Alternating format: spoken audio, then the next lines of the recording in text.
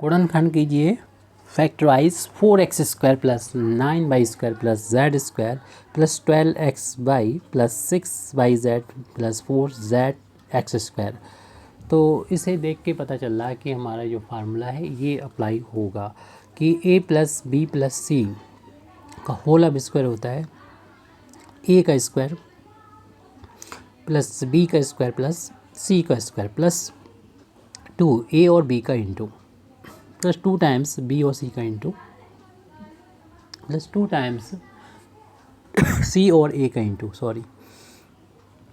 तो इस फार्मूले का हम यहाँ पर यूज़ कर सकते हैं क्योंकि हम देख रहे हैं कि ये वाला जो नंबर है पहला वाला उसे हम a स्क्वायर जैसा बना सकते हैं, यानी जो भी लिखा है उसका स्क्वायर, क्योंकि ये 2 का स्क्वायर है ये x का स्क्वायर है तो इसे 2a का होल आप स्क्वायर कर सकते हैं। ब्रैकेट ओपन करेंगे 2 का स्क्वायर होके 4 हो जाएगा, x का स्क्वायर x स्क्वायर हो जाएगा, यानी ये हमारा a का काम करेगा।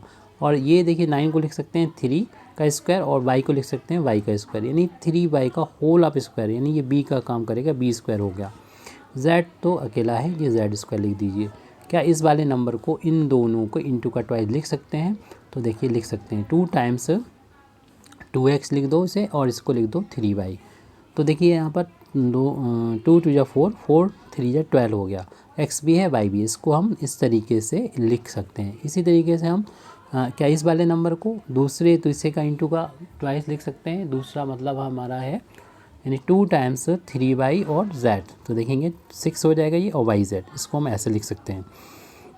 इस तरीके इस वाले नंबर को हम थर्ड और फर्स्ट यानी 2 टाइम्स z और 2x का इंटू यानी 2 इंटू 4 हो जाएगा, z भी है x भी है, तो इसको हम इस वाले टर्म को इस तरीके से लिख सकते हैं। यानी हमारा ये वाला फार्मूला बनता हुआ नज़र आ रहा है, पहले और दूसरे का इंटू का ट्वाइस, दूसरे तीसरे का इंटू का ट्वाइस और तीसरे और पहले का इंटू का ट्वाइस, वही हमारा यहाँ पर भी है।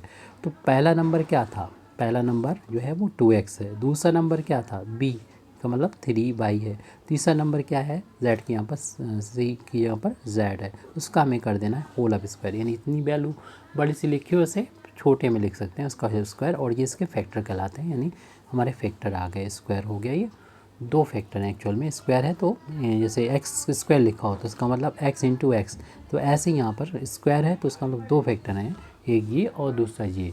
ऐसे हम इसी चीज़ को दोबारा से 2 बार लिख देंगे, कहेंगे ये 2 फैक्टर आ गए इस दिए गए एक्सप्रेशन के, दिए गए व्यंजन के।